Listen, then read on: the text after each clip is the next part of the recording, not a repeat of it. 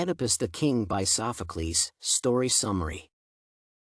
Oedipus Rex is an interesting story that leaves the reader with mixed feelings about the ill fate that followed Oedipus. The narrative ends with a sad note that leaves the reader wishing that all the effort that Oedipus and Jocasta put into ensuring that they did not end up fulfilling what the oracle had predicted about them. The essay intends to look at the life of Oedipus, who is the main character of the book. The story is in a Greek setting where there are ancient aspects such as oracles and gods. The narrative revolves around the life of the main character called Oedipus, who is born after a prophecy is made to Jocasta that she will give birth to a son who will kill his father and bear children with his mother. To avoid the fulfillment of this upsetting prophecy, once Oedipus is born, Jocasta decides to get rid of him.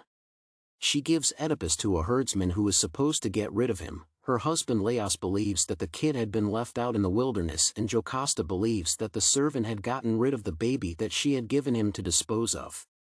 Many assumptions are made, as the servant also assumes that giving the baby to a Corinthian will ensure that the oracle is not fulfilled, because the Corinthian would take the baby to a far-off land. The scheme behind all this is revealed when the people in Thebes, where Oedipus is the ruler, ask him to find a solution to the problems that are being encountered in Thebes, because according to them, it was dying, and they did not want this to happen. The people looked to him as a savior because he had solved the Sphinx riddle and made him king after their ruler Laios had been murdered.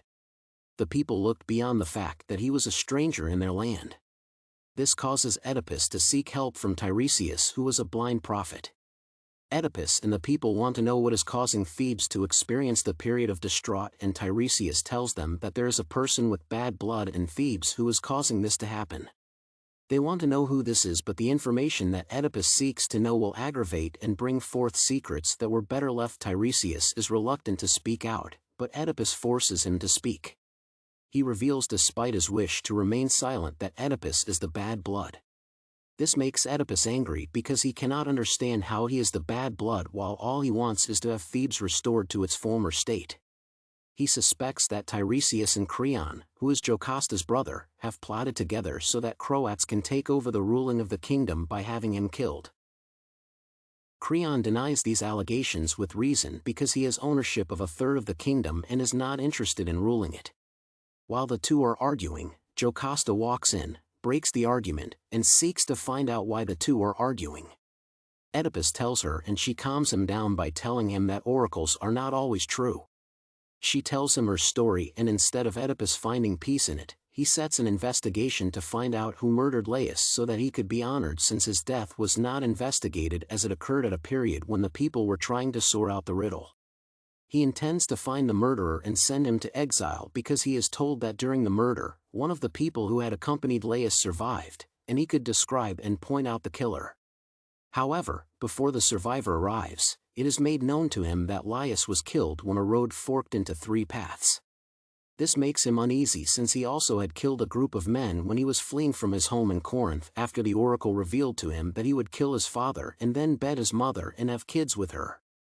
Nevertheless, the elders console him by telling him that a gang has killed Laios.